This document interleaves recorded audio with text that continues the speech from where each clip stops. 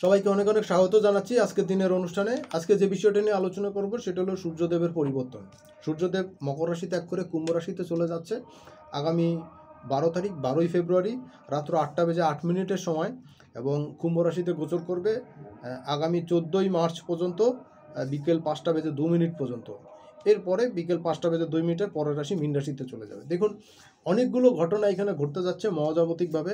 তো ঘটনাগুলো আমি এক এক করে আলোচনা করব। আলোচনা করার আগে ছোট্ট একটা রিকোয়েস্ট করতে চাই, যারা আজকের দিনে প্রথম দেখছেন বা চ্যানেলটি এখনও সাবস্ক্রাইব করেনি অবশ্যই করবেন, আর সঙ্গে সঙ্গে বেল বাটনটি অন করে রাখবেন, কারণ আমি যখনই কোনো ভিডিও আপলোড করব তার নোটিফিকেশন সবার আগে আপনার কাছে পৌঁছে যাবে, আর এর মাধ্যমে আপনার সঙ্গে আমার সম্পর্ক কিন্তু চিরস্থায়ী হবে। তাহলে চলুন কথা না বাড়িয়ে মূল আলোচনায় প্রবেশ করা যাক। দেখুন, অনুষ্ঠানটি মূলত দুটো অংশে বিভক্ত করে করছি। সেটা হলো প্রথম অংশে সার্বিক পরিস্থিতি নিয়ে সামান্য কিছু আলোচনা করব, এবং দ্বিতীয় অংশে লগ্ন রাশিভিত্তিক কিছু আলোচনা করব। তো চলুন প্রথম অংশে প্রবেশ করা যাক। সূর্যদেব যখন প্রবেশ করে যাচ্ছে কুম্ভ রাশিতে, তখন কিন্তু তাকে রিসিপশন দেওয়ার জন্য কিন্তু শনিদেব সেইখানে থাকছে, আর তার দুদিন আগেই কিন্তু বুধ এখানে ট্রানজিট করে গেছে যাবে। অলরেডি বুধের ভিডিও আপলোড করা হয়েছে, আপনারা অনেকেই দেখেছেন, যারা না দেখেছেন অবশ্যই দেখবেন, আর সঙ্গে সঙ্গে প্রচুর শেয়ার করবেন। আর এই ভিডিওতে একটা জিনিস হচ্ছে কি, যে সূর্যদেব যখন কুম্ভ রাশিতে যাচ্ছে তখন কিন্তু শনিদেব তার মূল ত্রিকোণে থাকছে এবং সক্রিয় অবস্থায়, এবং লগ্নটা কিন্তু তখন থাকছে কন্যায় কেতুযুক্ত হয়ে। এটা কিন্তু খুব গুরুত্বপূর্ণ একটা বিষয়। দ্বিতীয় ঘর ফাঁকা, তৃতীয় ঘর ফাঁকা, চতুর্থ ঘর ফাঁকা, পঞ্চম ঘর ফাঁকা। সেইখানে প্লুটো থাকছে মকর রাশিতে, আর রবি বুধের সঙ্গে কিন্তু শনি অবস্থান করবে কুম্ভ রাশিতে। আপনারা ইতিমধ্যেই জানেন যে মাসের শেষের দিকে, ফেব্রুয়ারি মাসের শেষের দিকে, 27-28 তারিখের দিকে বুধও কিন্তু মীন রাশিতে চলে যাবে। বুধের গতি বেশ খানিকটা আগে থাকছে, সে চলে যাবে। আর শনিদেবও কিন্তু মীন রাশিতে চলে যাবে মার্চ মাসে লাস্টের দিকে। তখন সূর্যদেবও কিন্তু এই সময় মার্চের মীন রাশি থেকে বের হয়ে যাবে, একটা সেই জাংচার অবস্থায় থাকবে। আমি সেটা নিয়ে আলোচনা করব, বিশেষ আলোচনাটা করব শনিদেব এবং সূর্যদেবের সহাবস্থান নিয়ে, এবং ডিগ্রিগতভাবে কতখানি বা কত তারিখ থেকে কত তারিখ পর্যন্ত তাদের এই বিষয়টা নিয়ে অবস্থান হচ্ছে, বিষযোগ হচ্ছে, বা একটা নেগেটিভ সিচুয়েশন হচ্ছে। সেইখানে রাহু থাকছে 7 হাউসে শুক্রের সঙ্গে, নেপচুনের সঙ্গে মীন রাশিতে। সপ্তম ঘরে, অষ্টম ঘর ফাঁকা থাকছে মেষ রাশির ঘর। নবম ঘরে বৃহস্পতি অ্যাক্টিভ অবস্থায় থাকছে, বৃহস্পতির গতি কিন্তু এখন যথেষ্ট বেশি। এবং দশম ঘরে যখন অবস্থান হচ্ছে তখন কিন্তু দশম ঘরে মঙ্গল, তিনি কিন্তু বক্রী অবস্থায় থাকছেন। আর চন্দ্রদেব তিনি কিন্তু সিংহ রাশিতে থাকছেন। এই হলো গ্রহদের অবস্থান, সিচুয়েশন। দেখুন, এই সিচুয়েশনে আগামী সময়গুলোতে মোটামুটি সূর্যদেব যখন কুম্ভ রাশিতে প্রবেশ করলে মোটামুটিভাবে মার্চের প্রথম দিকে, ফেব্রুয়ারির 28 তারিখের দিকে শনিদেব এবং সূর্যদেব মোটামুটি 10 ডিগ্রির কাছাকাছি এই অবস্থান করে থাকবে, এবং এইটা পুরো সময় চলবে মার্চ মাসের এন্ড পর্যন্ত। কিন্তু তারা মোটামুটিভাবে 10 ডিগ্রির ক্লোজে থাকবে, এবং এই সময়টা কিন্তু খুব বাজে সিচুয়েশন থাকবে, খুব নেগেটিভ সিচুয়েশন থাকবে। আমি এই অংশটা নিয়ে আলাদা একটা অনুষ্ঠান করব, এই কারণে আজকে এইখানে নিয়ে অনেক বেশি আলোচনা করব না, তাহলে অনুষ্ঠানটা দীর্ঘায়িত হয়ে যাবে। আর দীর্ঘায়িত হয়ে গেলে আপনাদের দেখতে বা এটা শুনতে আপনাদের অনেক সময় ডিস্টার্ব ফিল করেন। আপনারা অনেকেই জানিয়েছেন অনুষ্ঠানটা ছোট করতে, এই কারণে এইটা নিয়ে আমি আলাদা একটা এপিসোড করব, সেইখানে জানাবো। এইখানে আরেকটা বিষয় হচ্ছে, সূর্যদেব যখন এখানে প্রবেশ করছে কুম্ভ রাশিতে, তখন কিন্তু শনিদেব থাকছে 24°36' কুম্ভ রাশির একদম লাস্টের দিকে, পূর্ব ভাদ্রপদ নক্ষত্রের দ্বিতীয় অংশে। এবং এইখানে আরেকটা জিনিস খুব গুরুত্বপূর্ণ, সেটা হলো রাহু, তিনি তার অবস্থানটা হচ্ছে 3°33' উত্তর ভাদ্রপদ নক্ষত্রের প্রথম অংশে। দেখুন, এইখানটায় শনিদেবের সঙ্গে রাহুর কিন্তু দূরত্ব থাকছে 9 ডিগ্রির কাছাকাছি, এবং মাসের শেষের দিকে যখন সূর্যদেবের আবার পরিবর্তন হবে, ততক্ষণে কিন্তু ডিগ্রিগতভাবে তফাৎটাও রাহুর সঙ্গে আরও কমে যাবে, এবং সূর্যদেবও আগাতে থাকবে, শনিদেবও আগাতে থাকবে, এবং রাহু কিন্তু এই মীন রাশি থেকে বেরো আস্তে আস্তে কুম্ভের দিকে চলে আসবে। আপনারা ইতিমধ্যেই জেনে গেছেন, বিভিন্ন চ্যানেলের বা গুগলের মাধ্যমে ইনফরমেশনগুলো আপনারা ইতিমধ্যে জেনেছেন যে আগামী মে মাসের 20 তারিখের দিকে রাহু কেতু ট্রানজিট হচ্ছে কুম্ভ রাশিতে এবং সিংহ রাশিতে। তো সেই সময়টা কিন্তু পর্যন্ত কিন্তু সময়টা অনেক টাফ থাকবে। আমি শনির এবং রবির ক্লোজ রিলেশনশিপের সময়টা নিয়ে আলোচনা করব, সেইখানে বিস্তারিত আলোচনা করব। দেখুন, এই সিচুয়েশনটা কি হচ্ছে, এই সময়টাতে সূর্যদেব যখন কুম্ভ রাশিতে যাচ্ছে, মোটামুটিভাবে ফেব্রুয়ারি মাসটা পুরোটাই সে কাভার করে ফেলবে। এইবার মার্চ মাসের বা ফেব্রুয়ারির একদম এন্ডে মোটামুটি 28 তারিখের দিকে শনিদেব কিন্তু সূর্যদেবের 10 ডিগ্রির ভিতরে চলে আসবে, যেটা কিনা বলা হচ্ছে কি সূর্যদেবের দীপ্তাংশ। এবং এই দীপ্তাংশের মধ্যে যখন অন্য কোনো গ্রহরা আসে তখন কিন্তু সে তার স্বাভাবিক অ্যাক্টিভিটি সেরে যায়, হারিয়ে ফেলে এবং সে কিন্তু অনেকটা হাঁটাসাঁটা অবস্থায় চলে আসে এবং এইখানটা সিচুয়েশানটা কিন্তু তখন বেশ নাজুক হয়। তবে এইখানে একটা ব্যাপার হলো, শনিদেব কিন্তু সূর্যদেবের ঠিক অপোজিট, তার ক্যারেক্টারের সঙ্গে কিন্তু মিল এবং অমিল দুটোই কিন্তু দেখতে পাবেন। এবং এইখানে সবচেয়ে গুরুত্বপূর্ণ বিষয় হচ্ছে শনিদেব কিন্তু সূর্যদেবের কাছে আসলে সে কিন্তু সূর্যদেব তাপ বিকিরণ করবে, তেজ বিকিরণ করবে এবং শনিদেব কিন্তু সেটা প্রোটেস্ট করার জন্য সেও কিন্তু অনেক কিছু ঠান্ডা করার চেষ্টা করবেন। সব কিছুতে কিন্তু সে ঠান্ডা মানে কুলনেস এইটা কিন্তু বৃদ্ধি করা শুরু করবে এবং এই সিচুয়েশনটা কিন্তু অনেকটা নেগেটিভ হবে, বৈপরীত্য হবে, দুজনের ক্যারেক্টার আলাদা এবং এই ঘরটা কিন্তু শনিদেবের ঘর। শনিদেব এখানে তার মূল ত্রিকোণ এবং এইখানে কিন্তু তিনি অনেক বেশি পাওয়ারফুল সিচুয়েশনে থাকে। তখন এইখানে কি ঘটতে যাচ্ছে দেখুন, এই সময়টাতে কিন্তু এখানে অনেকগুলো ন্যাচারাল ডিজাস্টার, মানুষের মধ্যে একটা অস্থিরতা, অনেকের পিতামাতার শরীর স্বাস্থ্য, বিশেষ করে ফাদারের পিতার শরীর স্বাস্থ্য কিন্তু খারাপ হওয়া, অনেকের পিতার মারাত্মক অসুস্থতা হওয়া বা এই অসুস্থতার সময় কিন্তু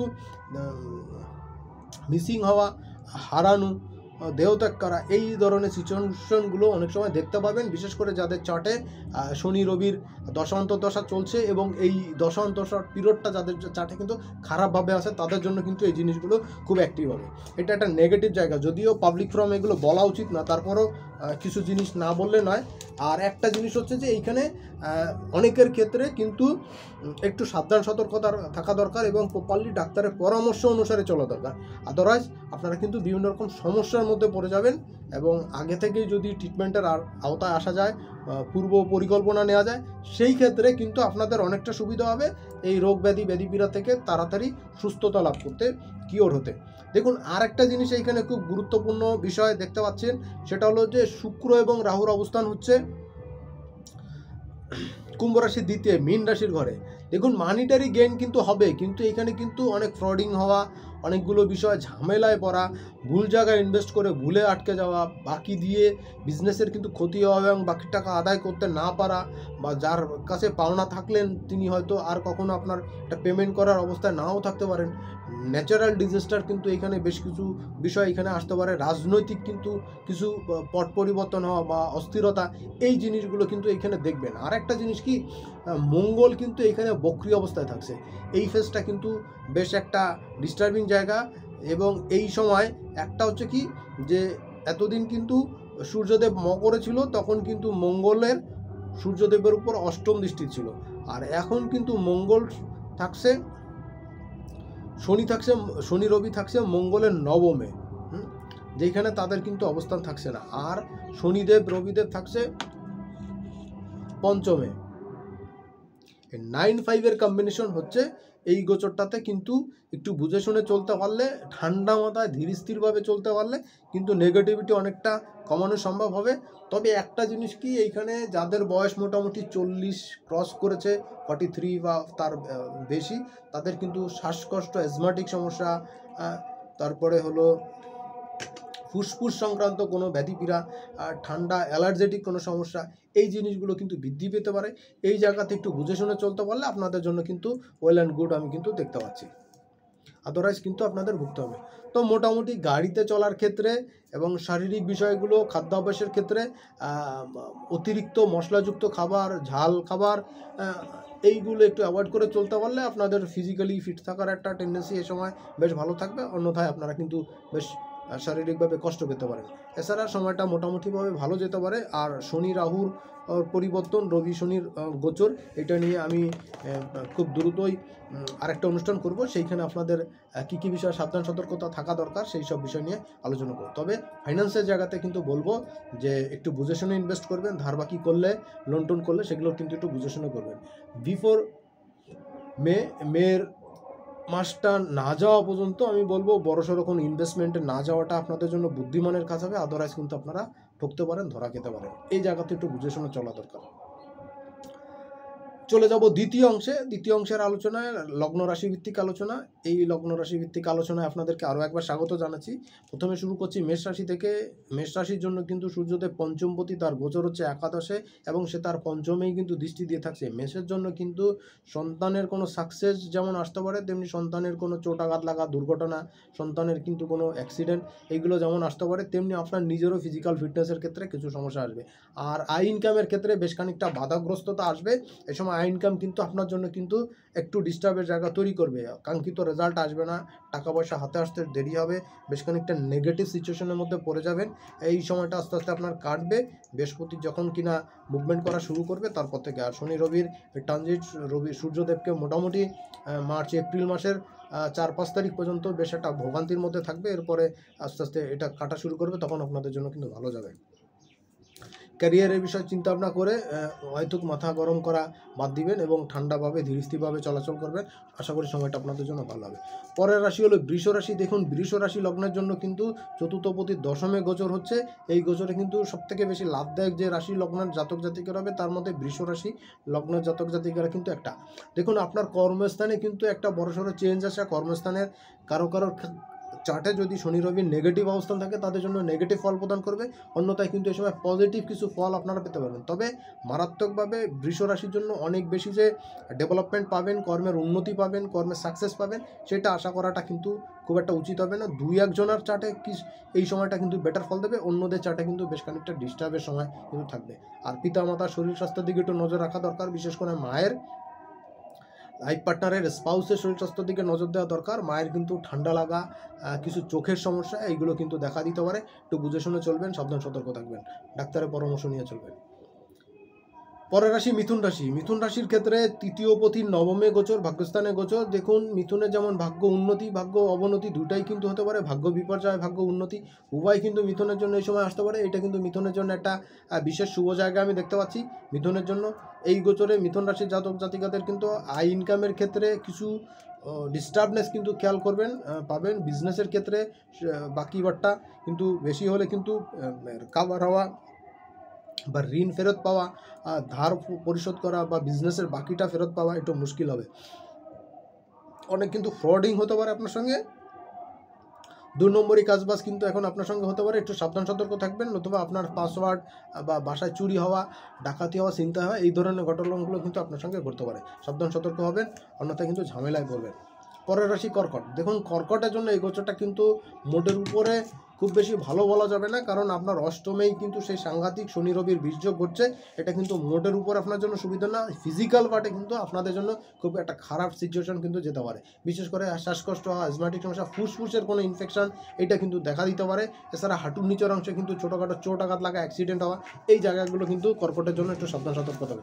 আর স্পাউসের ক্ষেত্রে কিন্তু মতিগতি বারবার চেঞ্জ হওয়া, মুড সুইং হওয়া, এইগুলো কিন্তু বারবার দেখাবে। তো কর্কটের জন্য এই গোচরটা কিন্তু খুব একটা ভালো নয়, আমি ভালো বলবো না। আর আলটিমেটলি কারোর জন্যই খুব বেশি ভালো নয়, কারোর জন্য, বিশেষ করে বৃষের জন্য কিছু বেটার ফল দিতে পারে, অন্যথায় কিন্তু খুব একটা ভালো ফল সময় পাবেন বলে মনে হচ্ছে না। কর্কটের সাবধান সতর্ক থাকা দরকার, অথবা ঠান্ডাজনিত সমস্যা বা ঠান্ডাজনিত কোনো অসুস্থতায় কিন্তু কর্কটের জাতক জাতিকরা ভুগতে পারেন। এই জায়গাটা একটু বুঝে শুনে চলবেন। কোথাও ঘুরতে যাওয়া, বেড়াতে যাওয়ার জন্য কিন্তু কর্কটের জন্য খুব একটা ভালো সময় না। এই সময় কিন্তু জল বা পাহাড় এলাকা, কোস্টাল এরিয়া, এই সমস্ত জায়গাগুলো অ্যাভয়েড করে চলাটা আপনার জন্য ভালো। সবচেয়ে ভালো হবে ফ্যামিলির সঙ্গে কাছাকাছি কোথাও থেকে সময়টা স্পেন্ড করা। পরের রাশি লগ্ন হলো সিংহ। দেখুন, সিংহর জন্য কিন্তু রাশির অধিপতি সূর্যদেব, সে সপ্তমে গোচর করছে শনিদেবের ঘরে, শনিদেবের সঙ্গে। এইখানে সপ্তমে থেকে সূর্যদেব, শনিদেব এবং বুধ, তারা কিন্তু সবাই আপনার লগ্ন রাশিকে দৃষ্টি দিচ্ছে। দেখুন, সিংহের জন্য দুটো কাজ হবে: বুদ্ধিশুদ্ধির লোপ পাওয়া, বুদ্ধির শুভ বুদ্ধির উদয় না হওয়া, শুভ বুদ্ধি ঠিক মতন প্রয়োগ করতে না পারা, এটা যেমন হচ্ছে, তেমনি চিটিংবাজ বা কোনো চিটিংবাজের খপ্পরে পড়ে ক্ষতিগ্রস্ত হওয়া, লোনগ্রস্ত হওয়া, টাকা পয়সা ধার দিলে সেটা ফেরত না পাওয়া, এটা যেমন হতে পারে। তেমনি বিজনেসের ক্ষেত্রে বিজনেস পার্টনার বা বিজনেসের যারা সহায়ক যারা আছেন, আপনার সহকর্মী যারা আছে, তাদের দ্বারা কিন্তু আপনি ক্ষতিগ্রস্ত হতে হতে পারেন। আরেকটা জিনিস হচ্ছে যে সিংহের জন্য যারা রাজনীতির সঙ্গে যুক্ত বা রাজনৈতিক বা সামাজিক কাজের সঙ্গে যুক্ত, যারা বিভিন্ন সোশ্যাল প্ল্যাটফর্মে কাজ করেন, সামাজিকতার সঙ্গে যুক্ত আছেন, বিভিন্ন মানুষের সঙ্গে যুক্ত আছেন, তাদের জন্য কিন্তু সময়টা তত বেশি সুবিধার হবে না। যদিও আপনি লাইমলাইটে আসবেন, কিন্তু এই সময় কিন্তু আপনার সম্মানহানি হওয়া, আর্থিকভাবে ক্ষতি হওয়া, বিজনেসের ক্ষেত্রে সমস্যায় পড়া, স্পাউসের শরীর স্বাস্থ্য খারাপ যাওয়া, স্পাউসের সঙ্গে মতবিরোধ বৃদ্ধি পাওয়া, পার্টনারদের সঙ্গে বিজনেসের ক্লায়েন্টের সঙ্গে কিন্তু দূরত্ব বৃদ্ধি পাওয়া, এই ধরনের ঘটনাগুলো কিন্তু ঘটতে পারে। আর্থিক ক্ষেত্রটা কিন্তু খুব একটা ভালো যাবে না, সাবধান সতর্ক না হলে কিন্তু পানিশমেন্টের মতো পড়ে যাবেন। কন্যা রাশি লগ্নের জন্য কিন্তু 6 হাউসে গোচর হচ্ছে।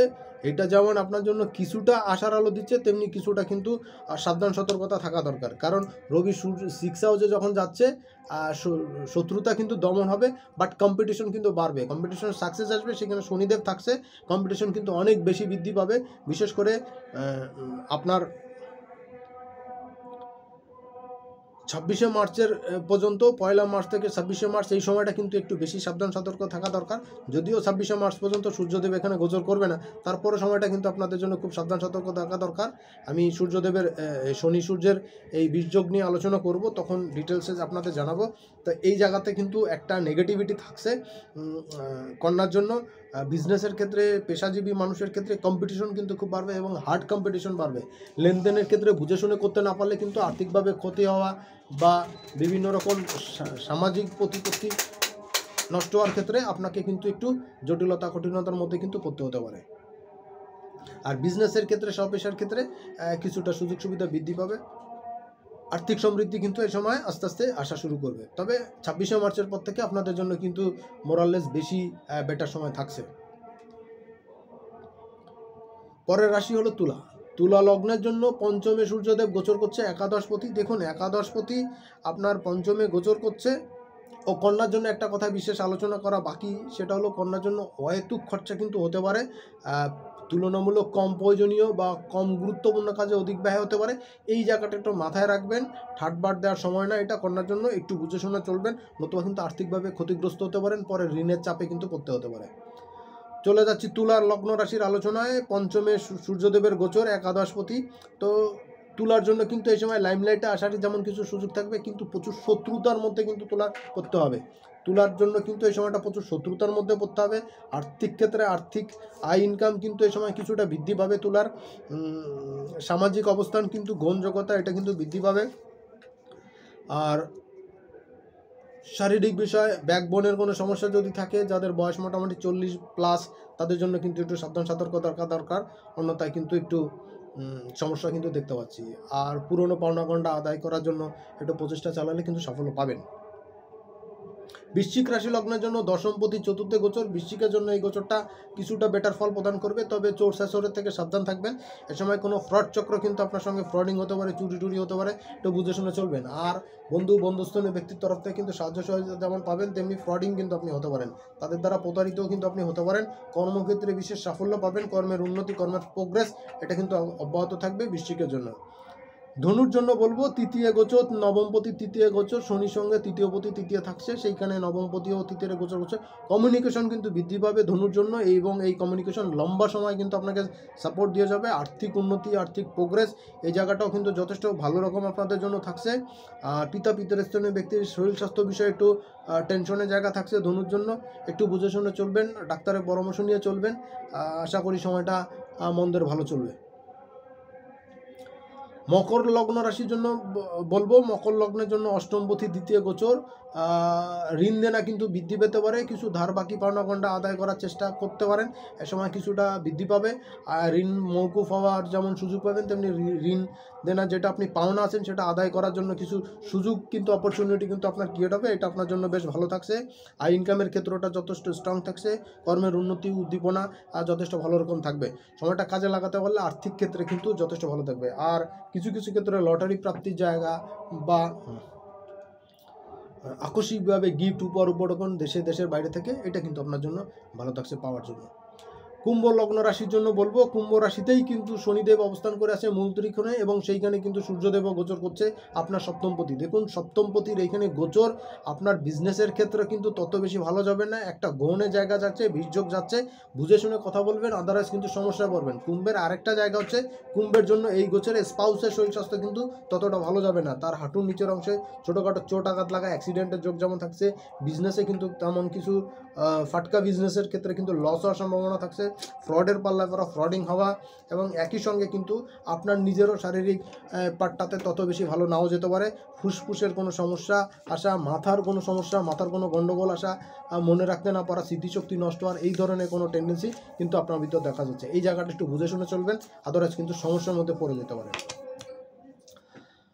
পরের রাশি লগ্ন হলো মীন, সর্বশেষ লগ্ন রাশি হলো মীন। মীনের জন্য কিন্তু সূর্যদেবের দ্বাদশে হচ্ছে 12 নম্বর ঘরে শনিদেবের অবস্থানের সঙ্গে, সেইখানে 6-এর অধিপতি। দেখুন শত্রুতা তো থাকবে, শত্রুতা দমন হবে, কম্পিটিশনে কিন্তু সাকসেস পাবেন এবং শত্রুর এগেনস্টেও সাকসেস পাবেন, আয় ইনকাম বৃদ্ধি পাবে, নিজের লাইফের ক্যারিয়ারের গ্রাফটা উন্নত হবে। এই সময় হাঁটু থেকে নিচের অংশে, বিশেষ করে পায়ের গোড়ালিতে ছোটোখাটো চোট আঘাত লাগা, অ্যাক্সিডেন্টের যোগ এটা থাকছে। মায়ের শরীর স্বাস্থ্য এই সময় কিন্তু একটু টেনশন আপনাকে ফেলতে পারে, মায়ের শরীর স্বাস্থ্যের দিকে একটু টেনশন যেতে পারে, একটু খেয়াল রাখবেন। আর যাদের চোখের সমস্যা আছে বা সাইনোসিসের সমস্যা আছে, তাদের কিন্তু এই সমস্যাগুলো প্রত্যেকটা রাশি লগ্নের জন্যই বৃদ্ধি পাবে, যেমন তেমনি মিনের জন্য কিন্তু এটা বৃদ্ধি পাচ্ছে। একটু বুঝে শুনে চলবেন। আর তুলনামূলক কম প্রয়োজনীয় কাজে বা অহেতুক কাজে কিন্তু টাকা পয়সা খরচা হওয়ার একটা টেন্ডেন্সি আছে। এই জায়গাটা একটু মিনিমাইজ করে চলতে পারলে আপনাদের জন্য সময়টা ভালো যাবে আশা করছি। সবাই অনেক অনেক ভালো থাকবেন, সুস্থ থাকবেন, সামনের দিন আবার দেখা হবে। আর সবাইকে অনেক ধন্যবাদ অনুষ্ঠানটি শেষ পর্যন্ত দেখার জন্য। আজকের মতন এখানেই বিদায় নিচ্ছি।